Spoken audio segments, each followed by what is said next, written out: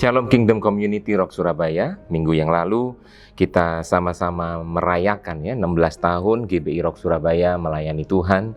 Dan saya percaya 16 tahun bukan perjalanan yang singkat, tapi 16 tahun masih banyak hal yang kita harus kerjakan di depan, dan ada banyak hal yang Tuhan akan nyatakan melalui gereja kita. Karena itu pertanyaan pembuka untuk materi kita hari ini adalah, berkat apa yang kita rasakan waktu kita bersama-sama berjemaat di GBI Rock Surabaya. Saya sendiri bergabung dengan GBI Rock Surabaya sejak 2008. Sekitar sudah 12 tahun 12 tahun saya ada di GBI Rock Surabaya, dan saya merasakan ada pertumbuhan dalam diri saya secara pribadi. Saya bergabung sebelum saya menikah. Saya sudah menikah sekarang, saya punya 2 anak. Saya mengerti, saya semakin mengalami juga Tuhan dalam kehidupan saya. Di tengah-tengah keluarga yang saya gembalakan, saya percaya Tuhan menyatakan pribadinya lebih melalui saya, melalui anak-anak, melalui istri, dan juga setiap tanggung jawab yang diberikan kepada saya itu semuanya menggambarkan betapa Tuhan baik dalam kehidupan saya. Dan saya percaya setiap kita punya pengalaman tersendiri atau kesan tersendiri tentang gereja kita. Karena itu 1-2 menit Bapak Ibu bisa sharing nanti mungkin apa yang kesan apa yang Bapak Ibu dapat, berkat apa yang Bapak Ibu dapat dari kebersamaan kita selama ini bersama-sama melayani Tuhan di GBI Rock Surabaya, yang kemarin kita memperingati 16 tahun keberadaan GBI Rock Surabaya. Nah, Pak Daniel juga menyampaikan firman Tuhan yang berjudul Transform into Glory atau transformasi menuju kemuliaan. Kita akan belajar bersama-sama tentang hal itu dari Roma 12 ayat yang pertama dan yang kedua. Alkitab berkata, "Karena itu, saudara-saudara, demi kemurahan Allah, aku menasehatkan kamu supaya kamu mempersembahkan tubuhmu sebagai persembahan yang hidup, yang kudus, dan yang berkenan kepada Allah. Itu adalah ibadahmu yang sejati." Ayat yang kedua, "Janganlah kamu menjadi serupa dengan dunia ini, tetapi berubahlah oleh pembaruan budimu, sehingga kamu dapat membedakan manakah kehendak Allah, apa yang baik, apa yang berkenan kepada Allah, dan apa yang sempurna." Nah, Pak Daniel menjelaskan juga tentang transformasi, bahwa transformasi adalah cara Tuhan untuk membawa kita semua terus bertumbuh menuju kepada kemuliaan. Nah, kadang-kadang kita punya bayangan yang keliru, yang kurang pas tentang kemuliaan. Kadang kita mengartikan itu sebagai kehidupan yang mewah, yang glamor, yang diakui banyak orang, yang dikagumi banyak orang, dan akhirnya kita berlomba-lomba mengejar ke arah itu. Padahal sebenarnya kemuliaan itu berbicara tentang keserupaan kita dengan Kristus. Sebab itu kekristenan, kedewasaan kekristenan tidak diukur dari berapa lama kita sudah jadi Kristen.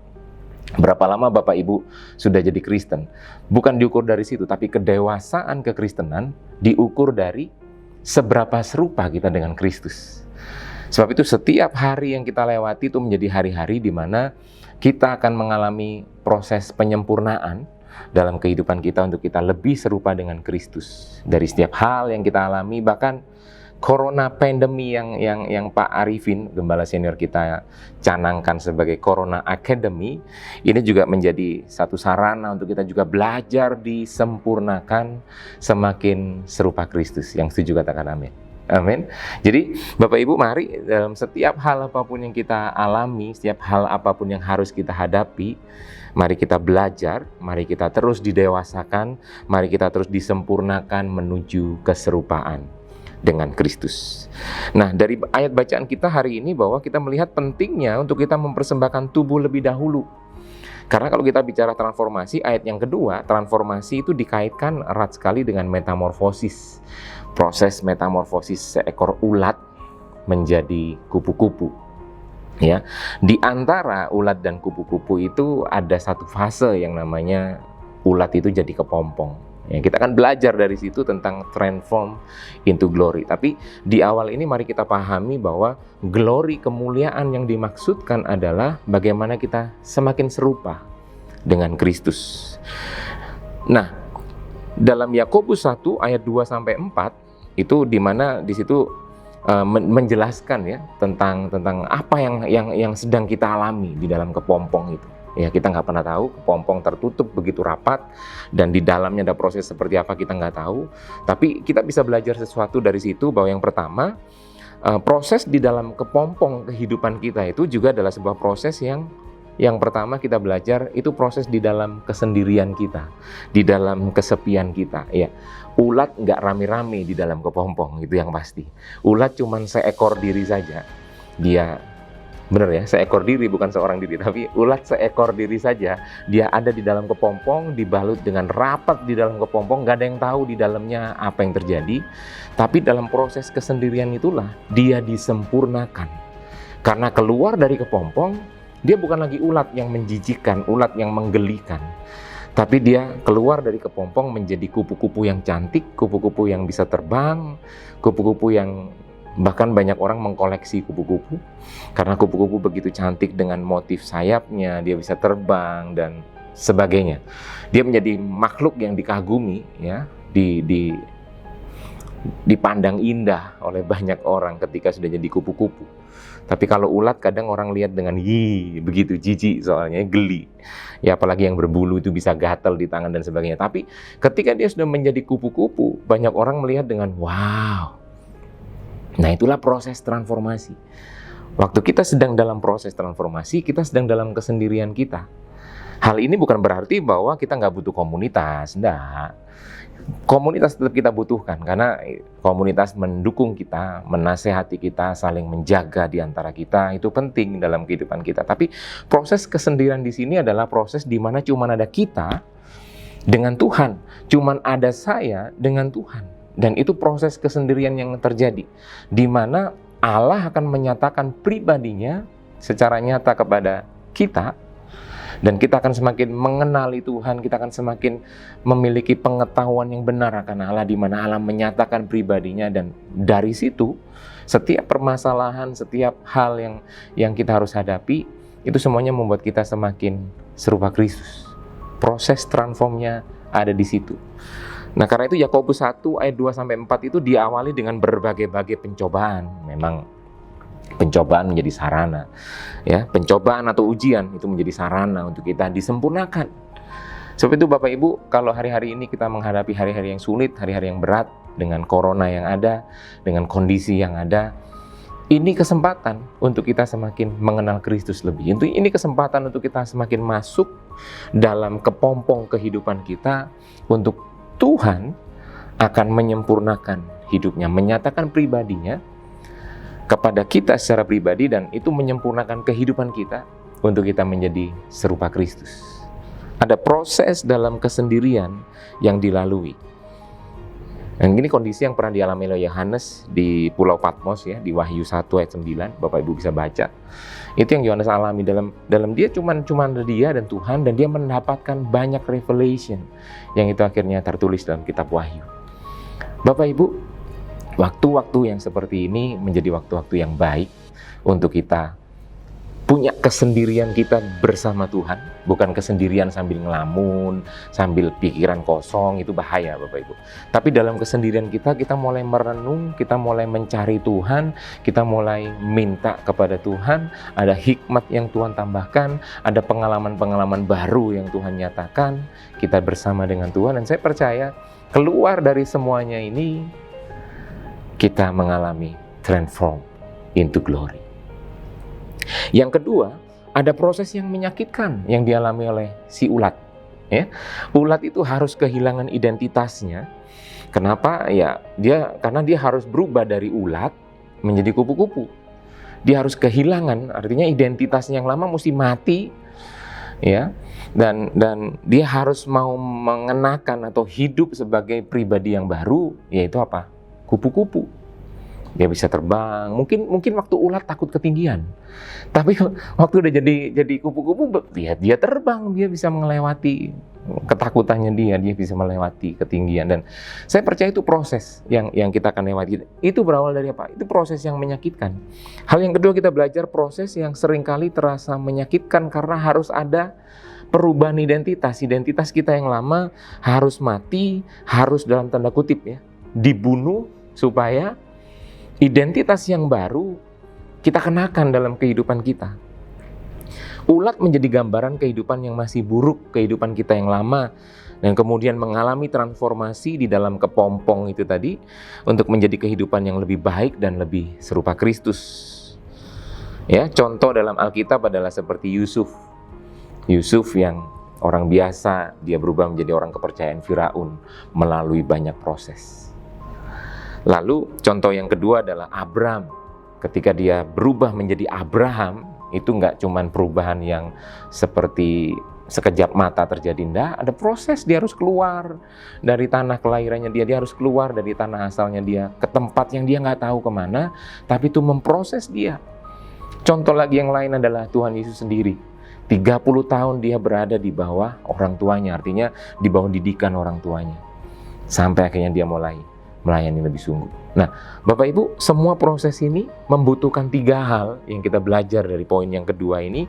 Ada 3 hal yang harus kita miliki. Yang pertama adalah kesabaran. Kita harus sabar melewati semua kondisi. Seperti petani di dalam Yakobus 5 ayat 7, seperti petani yang menantikan hasil tanahnya. Petani nggak bisa hari ini tabur benih, terus dia berharap besok sudah bisa panen. Nggak bisa. Ada masa yang dia harus sabar menantikan benih bertumbuh, dan ada masa panen yang dia yakin dan percaya dia akan mendapatkan itu masa-masa panen. Dan itu kesabaran yang harus kita punya, Bapak Ibu. Yang kedua, mesti ada kesetiaan pada proses. Seperti Nuh, ya, ada banyak penafsir Alkitab menafsirkan bahwa bahtera Nuh itu dibuat dalam waktu sekitar 100 tahun. Dan di tengah dia membuat bahtera itu, menyelesaikan bahtera itu, dia sambil menyampaikan firman Tuhan bahwa bertobatlah. Dan mungkin dia pasti nggak sedikit mengalami ejekan, orang gila dan sebagainya, karena dia membangun bahtera di atas gunung, dan dia berkata tentang hujan dan sebagainya, yang itu nggak terjadi sampai 100 tahun. Dan banyak orang mungkin sudah bilang Nuh gila dan sebagainya, tapi itu sebuah proses yang ketika Nuh melewatinya, dia tetap setia kepada proses yang dia harus jalani. Lalu yang ketiga, harus ada kekuatan. Yang kita peroleh, kekuatan itu akan kita peroleh ketika kita terus-menerus memandang kepada visi kemuliaan. Ketika kita terus-menerus memandang kepada Kristus, memandang kepada keserupaan dengan Kristus, memandang pada kemuliaan yang ada, yang Tuhan janjikan di balik semuanya, saya percaya itu kita kuat. Seperti seorang pelari ketika dia sedang lelah, dia tahu garis finish ada di depan.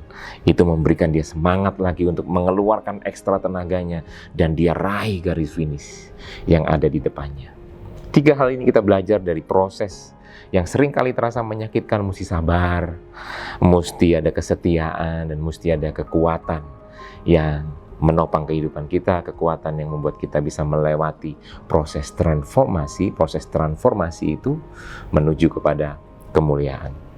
Nah, Bapak Ibu, mari kita senantiasa meresponi segala kondisi yang kurang baik yang kita alami dengan masuk pada proses transformasi yang membawa kita kepada keserupaan dengan Kristus.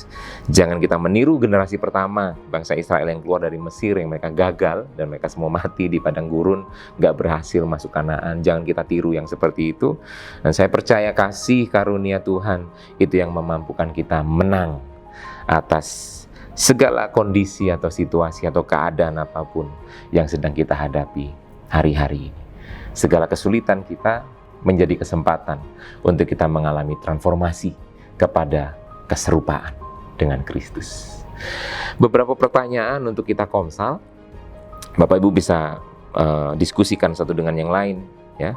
Dalam keadaan dan kondisi seperti apakah kita akhir-akhir ini merasakan proses yang terasa menyakitkan dalam kehidupan kita? Bisa sharingkan satu dengan yang lain. Lalu yang kedua, antara kesabaran, kesetiaan, dan kekuatan, ya, manakah yang perlu untuk lebih kita pelajari dalam kehidupan kita supaya kita menang atas proses yang mungkin menyakitkan buat kita? Antara ketiga itu mana yang harus kita tambahkan?